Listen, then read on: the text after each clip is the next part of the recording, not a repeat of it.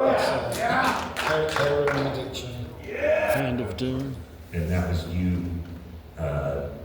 watching somebody else go through that, or? It was one of the stories that the American soldier told me that. Oh, okay. What nobody was talking about all the heroin addiction going on in Vietnam. People were like, it's so horrible over there. People were doing heroin and anything to like get over the reality of it. And this guy said, you wouldn't believe how many people are here trying to get off heroin in Germany and like the halfway house. That's what it was about. Fairies wear boots. That was one of Ozzy's. That was about skinheads when we had this big fight with these skinheads. We played this. Oh, so it was about like wearing Doc Martens. Yeah. I was picturing like fairy boots, so I was picturing boots with big tassels on them or something. I took it literal. Master of Reality, or Sweet Leaf. Sweet Leaf Was about tobacco, right? Inspired by tobacco, but not. Yeah, I heard you laugh, and they put the weed cough in at the beginning, but that's not how the song came about, right? Well, I'd just come back from Dublin, in Ireland, and they had these cigarettes called Sweet Afton, and I was trying to think of lyrics. Got the music for Sweet Leaf, and I was trying to kind of write it down, and I saw it's sweet.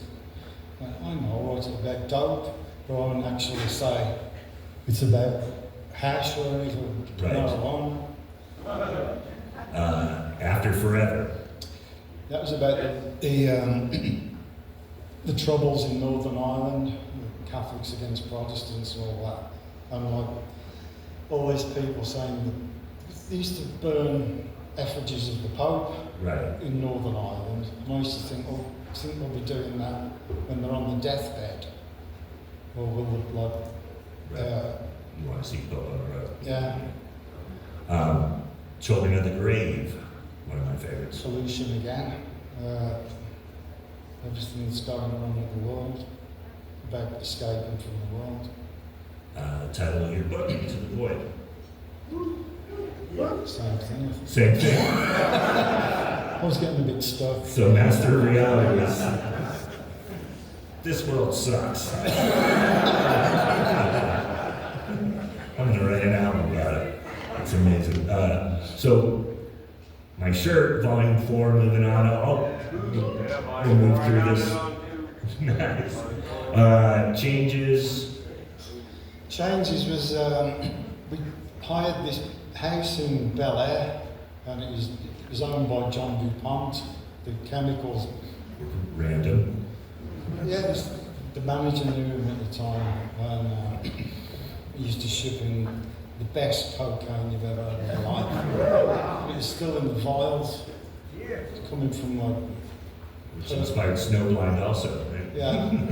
And Changes was about, because we were all living together, so as soon as you had an idea, no matter what you were doing, you'd go into the rehearsal room, start playing, and this one day, Tony was sitting at the piano, because they had this big, massive, big grand piano in the ballroom of the house, and he's playing the tunes of Changes, and Ozzy starts singing the vocal line, and Bill had just split up with his wife at the time, and I wrote it about that. I mentioned Snowblind, Supernaut.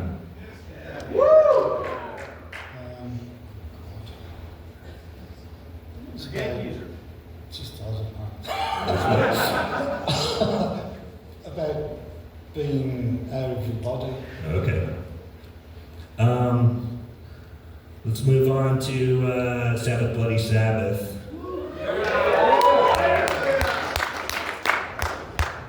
National Acrobat, Sabracadabra, Killing Yourself to Live, Spiral Architect. What do you think of National Acrobat was about a sperm that never makes it, and what could have happened. Because that was, you saw a DNA spiral, right? Or is that what inspired it? Yeah. There was another Spiral Architect. Oh yeah, that's what I mean, yeah. Spiral Architect had just sort of discovered DNA, and it was all over the news everywhere, and like this spiral, the DNA spiral. And I was still a bit religious at the time, and it was just like God inventing humanity, Right. like this spiral, Killing yourself to live. about what we were going through at the time, being worked to death and getting nothing for it. Did anybody realize, like, did your manager talk to you about that, or no? Never caught to what they were doing at the time, right? They What, when we'd asked him? Yeah, but did somebody go, hey, are you mad? These lyrics. Moving on to Sabotage, Hole in the Sky, Symptom of the Universe. Symptom of the Universe is about love that keeps the world together. Hippie. It's pretty positive. Yeah, it's totally positive. Let's move on to what about the Technical Ecstasy record? I know those last two, them and Never Say Die, where you were going through a lot of stuff at that time. So We just left the management. We had to pay all our future royalties to the manager. Because it cost us $1 million, which was a hell of a lot at that time. Why? did you say why? Because just to get rid of him, Right. he wanted $1 million. So we had to. The record company agreed And to they put that up advance for us. you guys. Yeah, So then you had to pay that back. yeah. I'm so sorry you got so screwed over. Yes. Brutal. So Gypsy and Dirty Women. Dirty Women was, we were in Florida. Makes a lot of sense.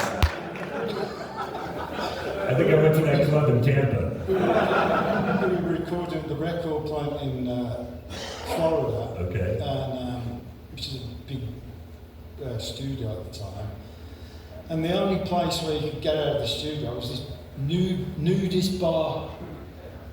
And like you go into the bar, and all these waitresses and bar women and everything become totally nude, dancing on the counter, and you'd be like, and there was all these dirty old men in there with all the, the usual raincoats on, Right. doing things with their hands. And I just thought, Oh, no, it's called Dirty Women and not Dirty Men. So I wrote it like from one of their points of view because it was very disgusting.